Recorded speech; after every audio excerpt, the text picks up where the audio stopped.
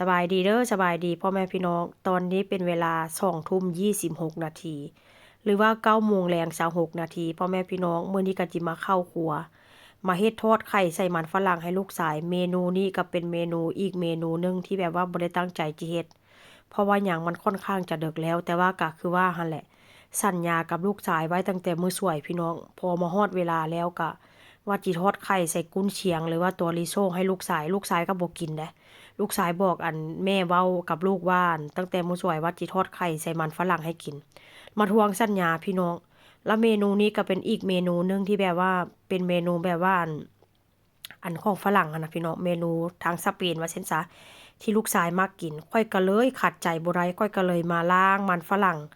มาปอกเปลือกออกแล้วก็หั่นเป็นต้นน้อยๆแล้วก็ค้างหม้อกระทะเอาน้ำมันใส่แล้วก็เอามันฝรั่งที่ว่าข้อยหั่นอันนั้นลงไปผัด ผัวก็เลยบอกว่าบ่เป็นหยังดอกค่อยจิไปช่วยว่าซั่นข้อยถามว่ามาช่วยหยังค่อยจิไปตอกไข่ใส่ถ้วยให้ว่าซั่นโอ้ยแทนที่ว่าจิมาปอกมันฝรั่งให้ข้อยเดะแต่ก็บ่เป็นหยังดอกพี่น้องเพราะว่าผัวเฮ็ดนี่มันก็บ่ได้ใจอยู่แล้วว่าซั่นซะข้อยก็เลยบอกว่าบ่เป็นหยังดอกข้อยเฮ็ดเองซั่วจิมาหั่นซั่วจิมาปอกพี่น้องเอ้ยผัวหั้นก็ช้าขนาดเพราะฉะนั้นแล้วข้อยก็เลยบอกว่าเฮ็ดในสิ่งที่เจ้าถนัดซะว่าซั่นซะเพิ่นก็เลยมาตอกไข่ใส่ถ้วยแล้วก็มาตีไข่ให้พี่น้อง ตีจนมันแตกพู้นล่ะว่าเซ็นซะแล้วก็บ่ได้เฮ็ดหลายใดเฮ็ดโดยเฉพาะกับลูกกับผัวกิน2คนเพราะว่าข้อยก็บ่ค่อยมักปานใดหลังจากนั้นเนาะหลังจาก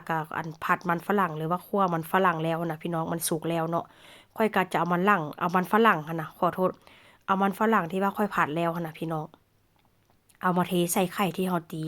แล้วเวลาข้อยผัดหรือว่าทอดมันฝรั่งหั่นน่ะเนาะข้อยก็จะใส่เกลือนำเด้อเกลือแล้วข้อยก็จะบ่ใส่หลายก็ เบิ่งตามคลิปนั่นแหละพี่น้องใส่กะเอาใส่หลายมันก็จิเค็มว่าซั่นซะหลังจากนั้นก็จะเอามันฝรั่งเนาะเอามาใส่ไข่ที่ว่าเราตีแล้วอะนะก็จะเน้นแบบนี้แต่ผัวข้อยหั้นน่ะบอกว่าบ่ต้องเฮ็ดมุนหลายเพราะว่าผัวข้อยเป็นคนที่แบบว่าถ้าหากว่ากินทอดไข่ใส่มันฝรั่งหั้นน่ะพี่น้องเป็นคนที่แบบว่าบ่ค่อยมักแบบว่าให้มันมุนปานใดว่าซั่นซะหลังจากนั้นก็เอาน้ำมันไปหลังจากเทน้ำมันออกเอามันฝรั่งใส่ถ้วยแล้วเรียบร้อยเนาะ เอามันฝรั่งไปเทใส่ไข่แล้วเรียบร้อยก็คนๆหรือว่าบี้ๆให้มารวมเข้ากันแล้วพี่น้อง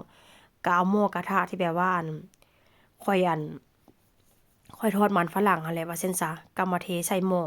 เมนูนี้ก็เมื่อก่อนข้อยบ่ได้ไปเฮ็ดงานข้อยเฮ็ดดู๋ๆได้เพราะว่าหยังเป็นเมนูที่แบบว่าลูกกับผัวค่อนข้างจะมักว่าซั่นซะพ่อแม่พี่น้องหลังจากนั้นก็ข้างหม้อกระทะเอาไข่เทลงไปแล้วก็ข้อยบ่ได้เฮ็ดให้มันสุกหลายเด้พี่น้องเพราะว่าหยัง ครอบครัวค่อยเป็นคนที่แบบว่าทอดไข่นี่ห้ามสุกถ้าสุกเกินขนาดนี้ก็จะบ่กินก็จะเป็นประมาณนี้พี่น้องค่อนข้างสีสันค่อนข้างโอเคแล้วก็สวยงามเดะหลังจากนั้นค่อยก็จะเอาจานมาเนาะมาจานมาแล้วก็คือที่เห็นนั่นแหละว่าซั่นซะบ่ต้องอธิบายหยังหลายก็ประมาณว่ากลับด้านว่าซั่นซะเนาะกลับด้านหลังจากนั้นก็เอากลับด้านที่แบบว่าอันที่ว่าไข่ยังบ่สุกหั้นน่ะเอาลงไปค่อยก็ใช้เวลานี่ก็ประมาณแค่1 นาทีได้พี่น้องหลังจากนั้นก็ เฮ็ดแบบนี้เอาด้านที่แบบว่าเฮาเอาแบบเอาไปทอดหั่นน่ะด้านที่มันบ่สุกหั่นน่ะพี่น้องเอาเทลงไปทอดใส่หม้อกระทะหลังจากนั้นก็ใช้เวลาแค่1 นาทีเดะข้อยก็บ่ได้ใช้เวลาหลายว่าซั่นซะเพราะว่าถ้าหากว่าใช้เวลาหลายมันก็ค่อนข้างจะสุกเกินไปเนาะแล้วข้อยก็จะให้เบิ่งเนื้อข้างในไข่พี่น้องเขาเจ้าจะกินกันแบบนี้เดะครอบครัวข้อยบ่ว่าจะเป็นเขาเจ้าขายอยู่บาร์ถ้าหากว่าสุกเกินไปนี่เขาเจ้าก็จะบ่กินเห็นบ่ ไข่ข้างในจะเป็นเยิ้มๆแบบนี้พี่น้องถามว่ามันสุกบ่มันก็สุกแล้วเนาะเพราะว่ามันโดนความร้อนแล้วว่าซั่นซะมันผ่านความร้อนมาแล้ว